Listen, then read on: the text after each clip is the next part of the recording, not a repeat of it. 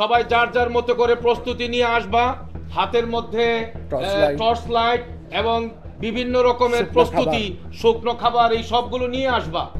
এই ধরনের কথা তো আমাদের তবলিগ জামাতের জুড়ের প্রস্তুতির ভিতরে কখনোই থাকে না। রাতের অন্ধকারে এইভাবে টর্চ লাইট নিয়ে আসবে। আর আমাদের ওলামায়ে কেরামের সাথে যারা চলেন এবং ওলামাদের তত্ত্বাবধানে, শুরাই নিজামের তত্ত্বাবধানে যারা তবলিগি কার্যক্রম চালান, কাকরাইল এবং ইস্তেমার মাঠে যারা থাকেন, তাদের তো ওই রকম কোনো প্রস্তুতি ছিল না। রাতের বেলায় তারা ঘুমন্ত ছিলেন এবং সেই ঘুমন্ত ব্যক্তিদের উপরে তাদের প্রধান মুরব্বীদের নির্দেশে তারা অগত্যা অতর্কিত হামলা চালায়। এবং এটাও আপনাদের সামনে আনতে চাই, বর্তমান অন্তর্বর্তীকালীন সরকার তাদেরকে বলেছিলেন আপনারা একটু থামেন, একটু ধৈর্য ধরেন, আগামীকাল 18 তারিখ আপনাদের সঙ্গে মন্ত্রণালয়ে বৈঠক হবে।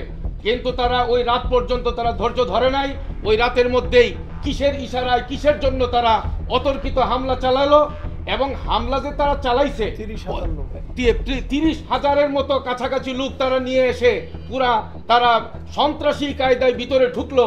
এবং যেটা আমাদের সকলকে ভাবাইছে, পুরা দেশকে তখন উত্তাল করে দিয়েছিল, সকলেই উদ্বিগ্ন ছিলেন।